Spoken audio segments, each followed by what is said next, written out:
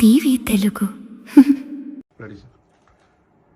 బండి సంజయ్ గారు తమరి కొడుకు మీద తెలంగాణ ప్రభుత్వం వివక్షపూరితంగా ఎటువంటి కక్ష సాధింపు చర్య చేయడంలే.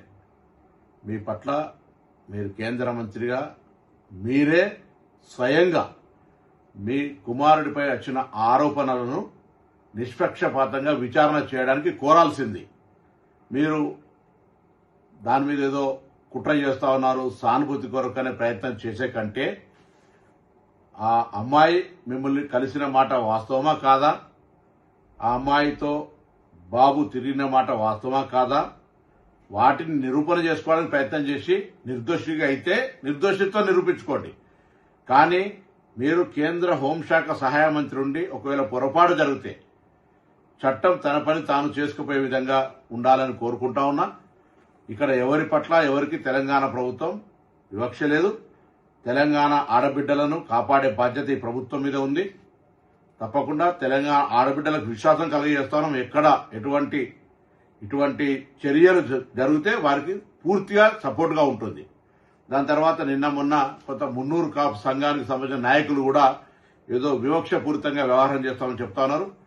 నాకున్న సమాచారం మేరకు ఆ అమ్మాయి కూడా సేమ్ మున్నూరు కాపు వర్గానికి సంబంధించిన అమ్మాయి అని తెలిసింది. కాబట్టి ఇందులో ఎవరిని బ్లేమ్ చేయడానికి వాడుతున్నటువంటి అంశం లేదు ఇందులో.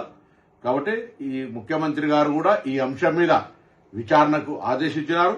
నిన్న ప్రధానమంత్రి గారి ప్రోగ్రాం ఉండడం వల్ల అందరూ కూడా అదే ఏరియాలో ఉండడం వల్ల కొంత ఒక రోజు ఆలస్యమై ఉండొచ్చు. కానీ ఆ కన్సర్న్డ్ డీసీపీ లేడీ ఆఫీసర్ తోటి విచారణ కొనసాగుతోంది.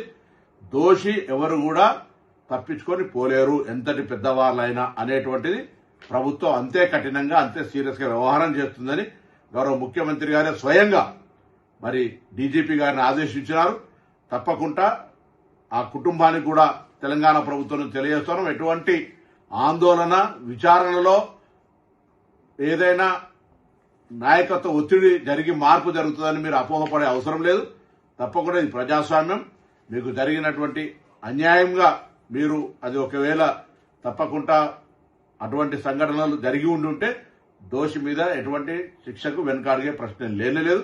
కాబట్టి నేను ఈ సందర్భంలో మరొకసారి మా పార్లమెంటు సభ్యుడిగా మరి కష్టపడి రాజకీయాల్లోకి వచ్చినారు, బ్యాక్వర్డ్ క్లాస్ అంటా ఉన్నారు. దానికి ఎక్కడ కూడా అవన్నీ కూడా ఈ సంబంధించిన ఇష్యూకు సంబంధం లేదు. కాబట్టి మీ పట్ల డెఫినెట్లీ అదే మా పార్లమెంటు మెంబర్గా మీకు రెస్పెక్ట్ అనేటువంటిది రెస్పెక్టే. కానీ ఇటువంటి సంఘటనల పట్ల మనం వ్యక్తిత్వానికే మచ్చగలిగేటప్పుడు మనమే ఒక అడుగు ముందుకేసి అటువంటి దానికి విచారణకు సహకరించి మనం చేయాల్సి వస్తుంది. లేకపోతే అధికారాన్ని వినియోగించుకొని మనం విచారణకు అడ్డంగా పోయేటువంటి పరిస్థితుల వల్ల మనం దానికి వ్యవహరిస్తున్నట్టు వస్తే ప్రజాస్వామ్యం గౌరవించదు అనే మాటను దయచేసి బండి సంజయ్ గమనించాలని కోరుతా ఉన్నా. నేను అదేవిధంగా పోలీస్ అధికారులను గౌరవ ముఖ్యమంత్రి గారి ఆదేశాల మేరకు మరొకసారి సీరియస్ గా ఆదేశిస్తాను. వెంటనే ఎటువంటి వివక్ష లేకుండా పూర్తి స్థాయి విచారణ జరిగి దోషులు ఎవరైనా సరే కఠినంగా శిక్షించే విధంగా ఉండాలని సందర్భంగా కోరుతా ఉన్నాను.